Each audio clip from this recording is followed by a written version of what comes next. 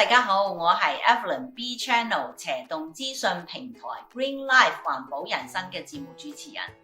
全球天氣變化污染大家都知道啦，好彩世界上仲有啲團體走出嚟拱衛保護住呢個地球。咁咧，其中一個就好似 World Climate Foundation 咁樣。今日 BChannel Green Life 環保人生嘅節目裏邊咧，就好開心訪問佢嘅 CEO Jens Nielsen 去傾下近幾年 World Climate Foundation 喺亞洲甚至乎北美洲做啲咩嘅工作。My name is Jens Nielsen and I'm the chairman of the World Climate Foundation. Founded more than a decade ago, World Climate Foundation has been bringing business to climate negotiations and activating climate investment coalitions.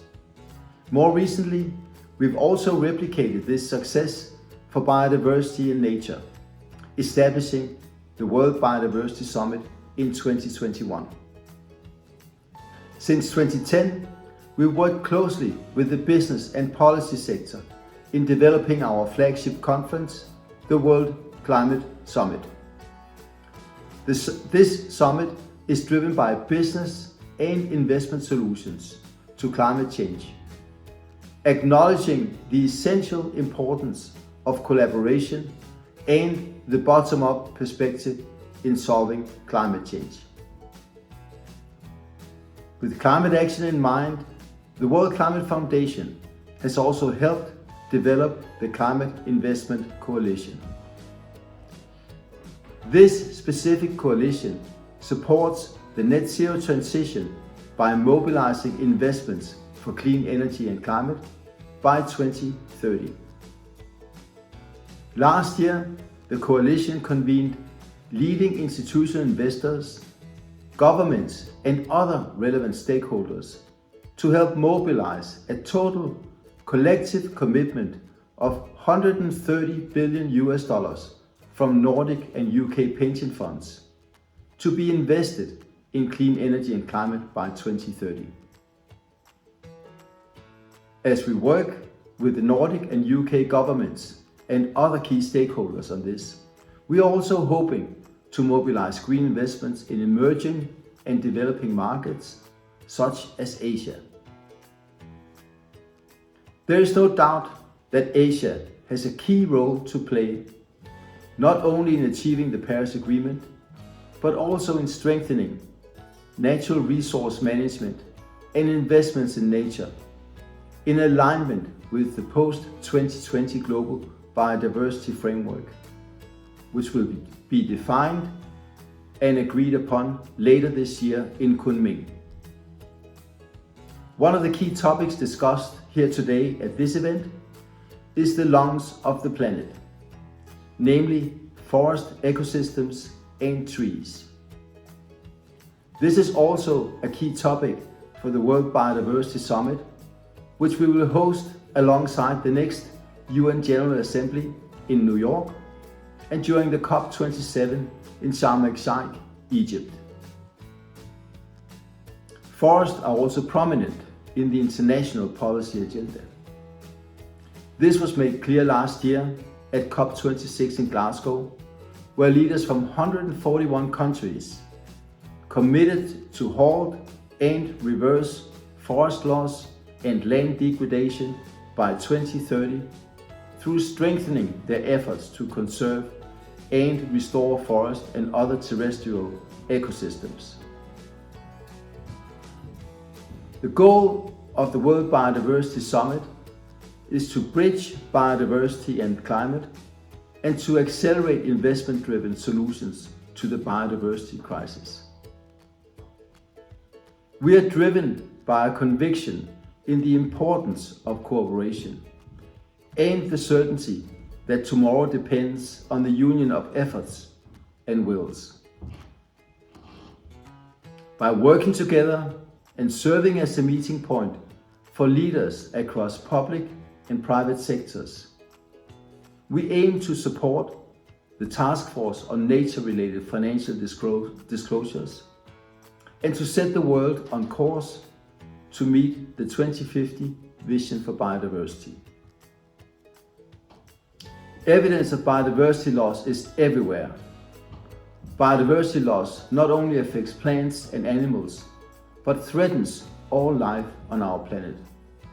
The state of the natural environment is directly linked to our ability to adapt, mitigate, and solve contemporary global challenges.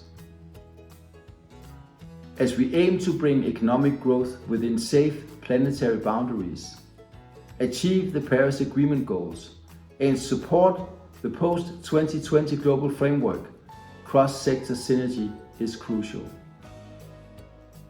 To further build on this discussion, financial institutions tell us that we should be focusing on the key barriers to shifting financial flows from nature negative to nature positive. The finance sector has made great strides in assessing climate-related risks and opportunities.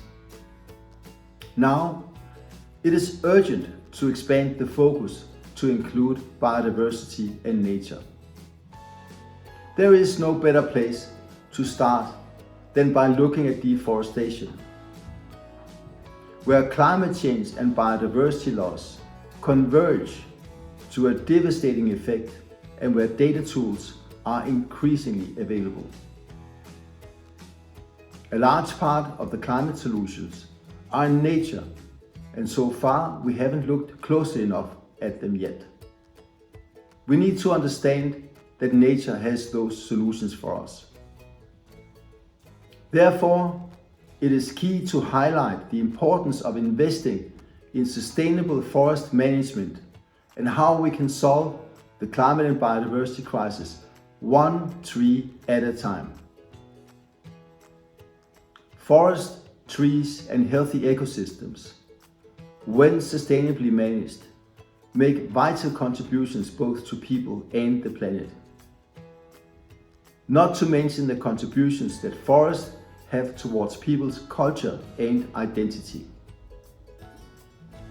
With that in mind, our organization, the World Climate Foundation, aims to provide momentum for forestry by convening stakeholders across sectors and accelerating policy investments and innovations for the regeneration of our forest. In the Paris Agreement, around 30% of the needed emission reductions could be achieved through the correct implementation of nature-based solutions. However, only 3% of climate finance goes towards nature-based solutions. Nature provides the fundamentals of all societies, and climate action needs to work in synergy with the post-2020 global framework for biodiversity, which incorporates forest, but also agriculture, the oceans, urban biodiversity, and resilient food systems. For us at the World Climate Foundation, Asia is a vital market where we hope to bring and enhance collaborations for climate, biodiversity, finance, and the circular economy.